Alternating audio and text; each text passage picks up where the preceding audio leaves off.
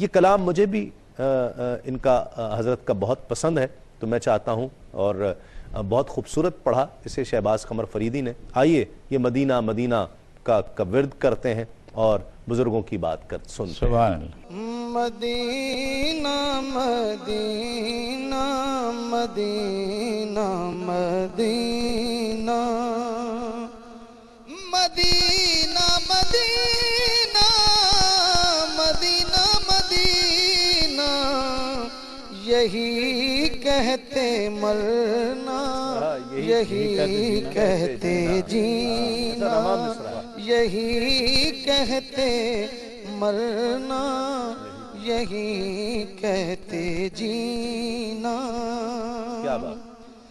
نظر گنبد سبز پر دل مدینہ جو ایسے میں موت آئے جینا ہی جینا جو ایسے میں موت آئے جینا ہی جینا جو ایسے میں موت آئے جینا ہی جینا. نہ پوچھو میری زندگی کا کرینہ نہ پوچھو میری زندگی کا کرینہ مدینہ کبھی دل مدینہ مدینہ کبھی دل مدینہ.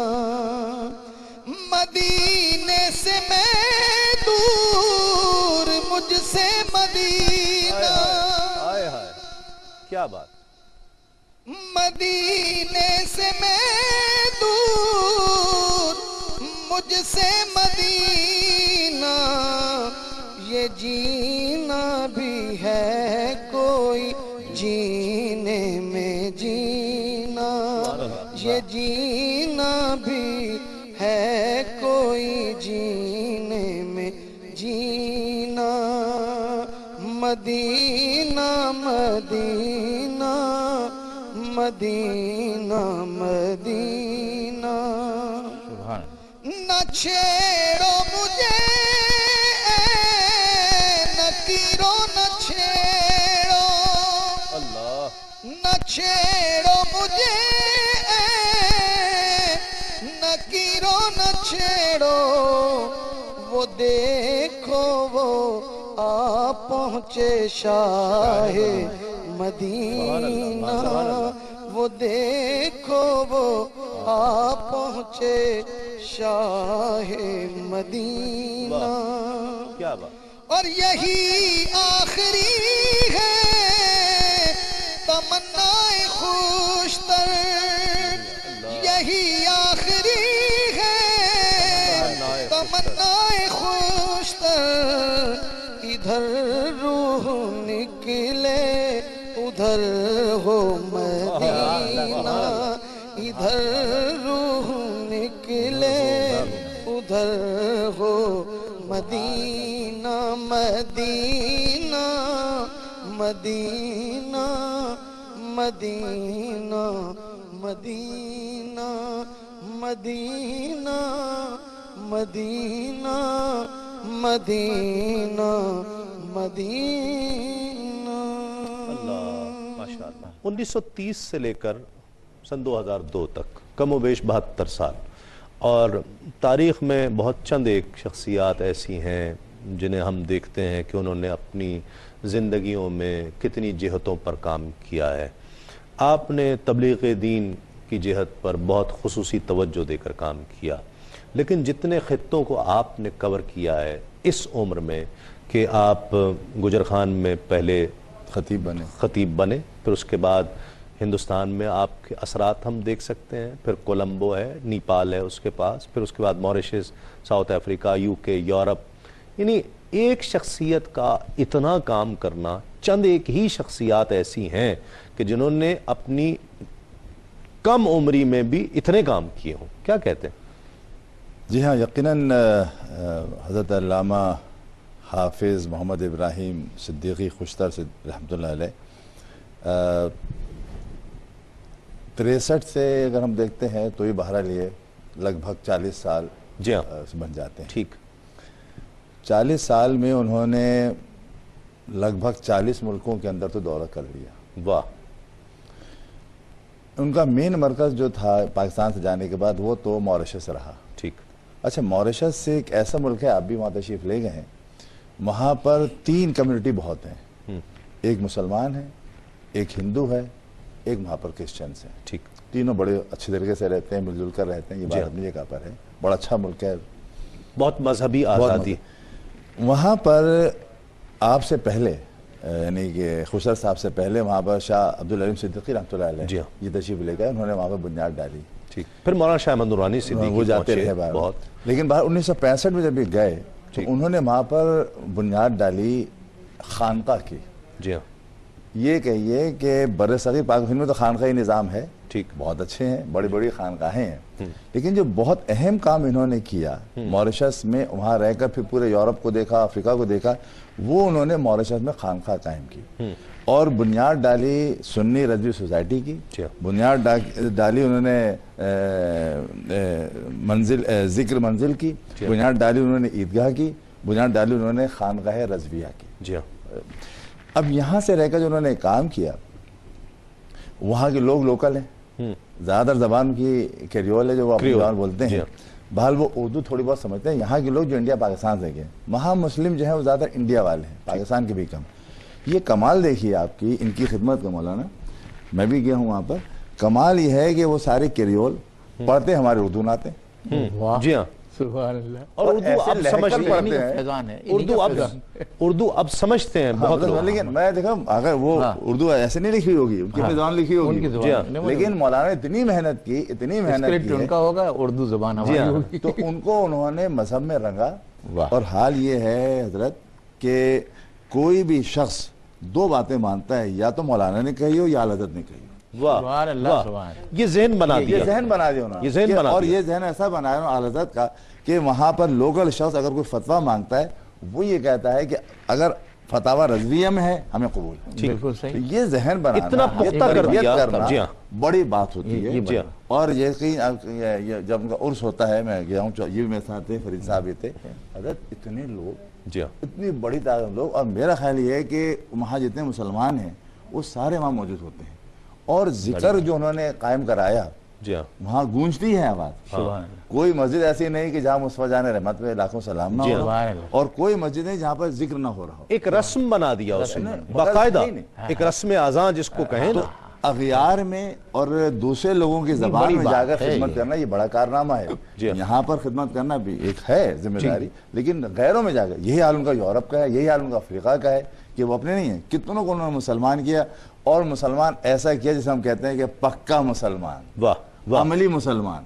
اور یہ جنہوں نے اشعار پڑھے یہ ان کی واقعی کیفیت ہوتی تھی. یعنی میں نے بھی دیکھا, پاکستان میں بھی کئی دفعہ ہے, ان کی کیفیت رقت طاری ہوتی تھی.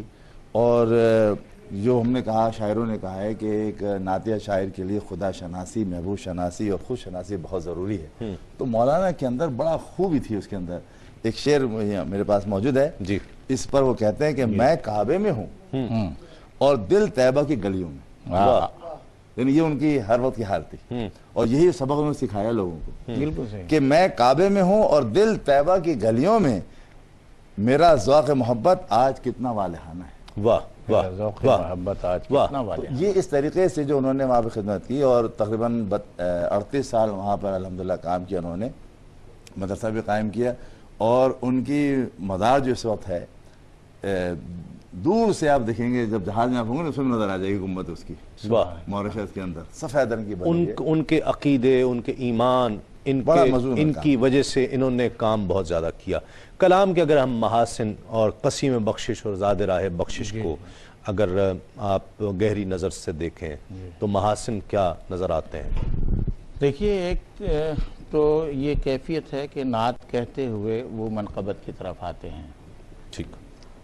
اور میں نے پہلے بھی کئی بار عرض کیا ہے کہ منقبت اس لیے کہی جاتی ہے کہ حضور اکرم صلی اللہ علیہ وسلم کی اتباع میں جو سیرت سامنے آتی ہے وہ منقبت کے ذریعے سامنے آتی ہے اور تسلسل سامنے آتا ہے کہ سیرت رسول اکرم صلی اللہ علیہ وسلم یہ ہے. اور ایسے ہی لوگ دین کو پھیلانے میں کامیاب ہوتے ہیں جو رسول اکرم صلی اللہ علیہ وسلم کے اسوہ حسنہ کو اپناتے ہیں اور اپنا کر آگے بڑھتے ہیں. ان کی محبت بھی اللہ تعالیٰ دلوں میں ڈال دیتا ہے. سَيَجْعَلُ لَهُمُ الرَّحْمَنُ وُدًّا.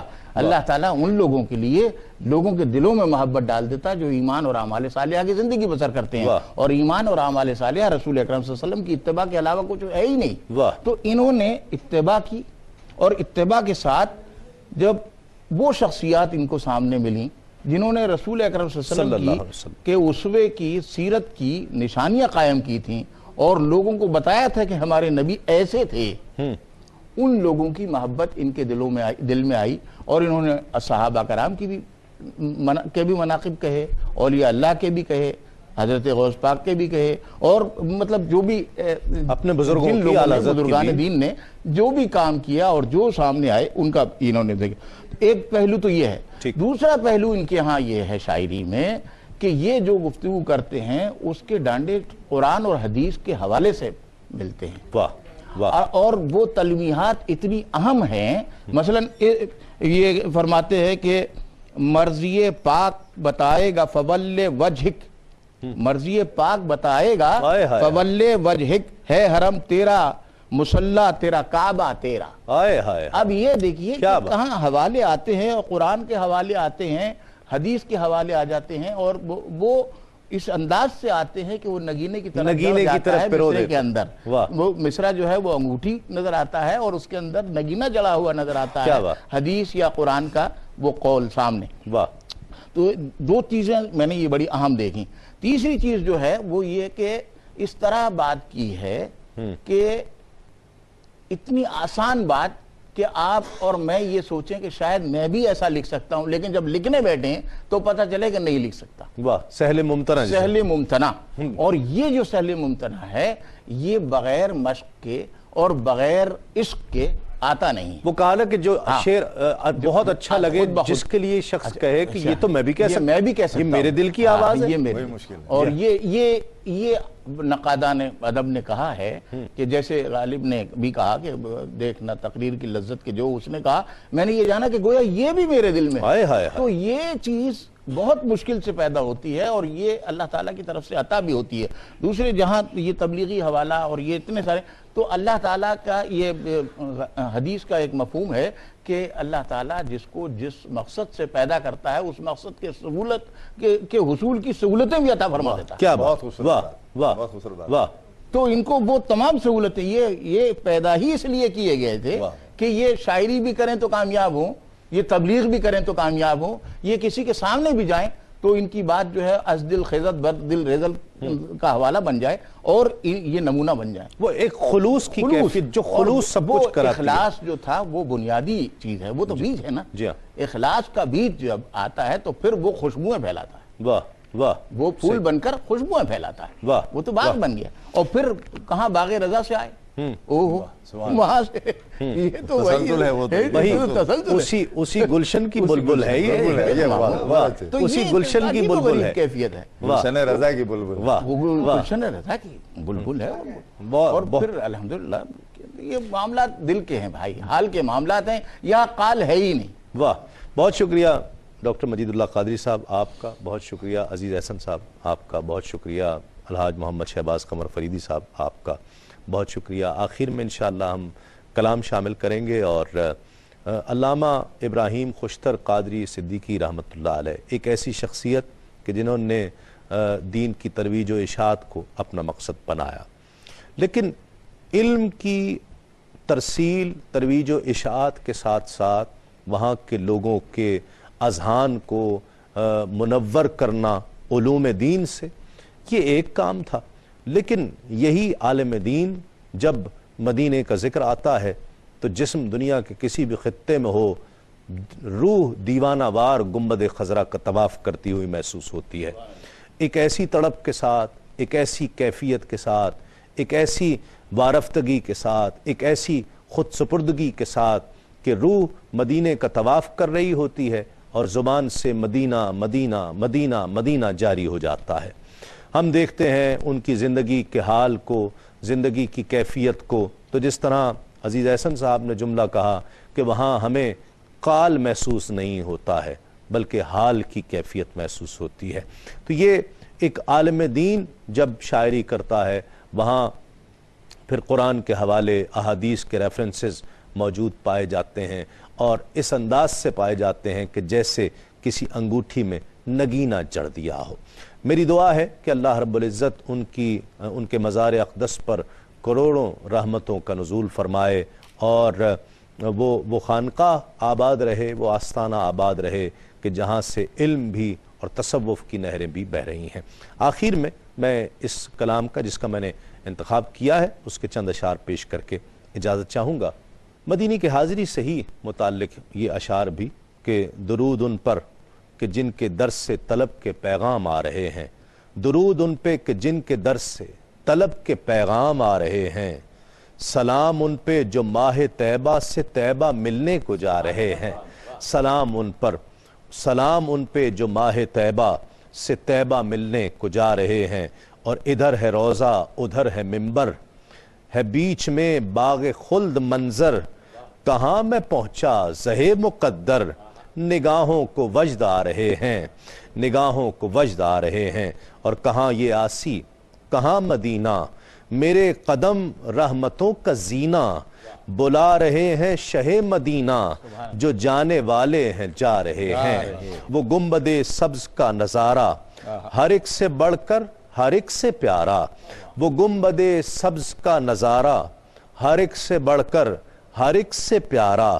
سکون دل ہے قرار جاں ہے، سلام ہر لب پہ آ رہے ہیں، اور تم ہی ہو وہ سن رہے ہو سب کی، سمجھ رہے ہو زبان و دل کی، سب اپنی باری پہ اپنا دکھڑا حضور تم کو سنا رہے ہیں، حضور تم کو سنا رہے ہیں، اور ملا تھا رستے میں ہم کو خوشتر، یہ کہہ رہا تھا بحال مستر، ملا تھا رستے میں ہم کو خوشتر، یہ کہہ رہا تھا بحال مستر، حضور میں رہ گیا یہاں پر، حضور میں رہ گیا یہاں پر، مدینے سب لوگ جا رہے ہیں، حضور میں رہ گیا یہاں پر، مدینے سب لوگ جا رہے ہیں۔ اپنے میزبان تسلیم احمد صابری کو اگلے پروگرام تک کے لیے اجازت دیجئے۔ تسلیمات۔ اپنے دامن میں چھپا لیں تو بہت اچھا ہو، اپنے دامن میں چھپا لیں تو بہت اچھا ہو، خوف محشر سے بچا لیں تو بہت اچھا ہو، خوف محشر سے بچا لیں تو بہت اچھا ہو، یوں تو ہر چاہنے والا ہے تمہارا آقا، یوں تو ہر چاہنے والا ہے تمہارا آقا، مجھ کو بھی اپنا بنا لیں تو بہت اچھا ہو، مجھ کو بھی اپنا بنا لیں تو بہت اچھا ہو، تیرے ہی در پہ رہوں، تیرے ہی ٹکڑوں پہ پلوں، تیرے ہی در پہ رہوں، تیرے ہی ٹکڑوں پہ پلوں، سگ مجھے ایسا بنا لے تو بہت اچھا ہو. میں خطا کار گناہگار سیاکار سہی. میں خطا کار گناہگار سیاکار سہی. آپ ہی کا ہوں بچا لیں تو بہت اچھا ہو. آپ ہی کا ہوں بچا لیں تو بہت اچھا ہو. آنکھیں ہوں بند تو بس لب پہ ہو اللہ اللہ. آنکھیں ہوں بند تو بس لب پہ ہو اللہ اللہ. نقش یوں دل میں جما لیں تو بہت اچھا ہو.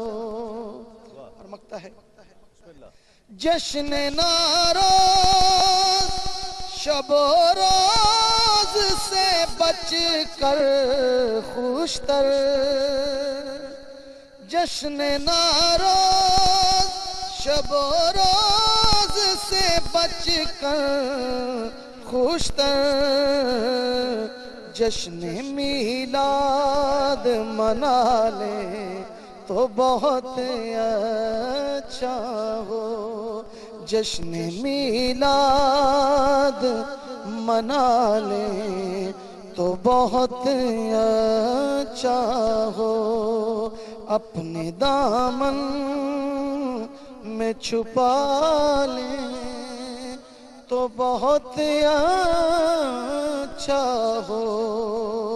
اپنے دامن میں چھپا لیں تو بہت اچھا ہو.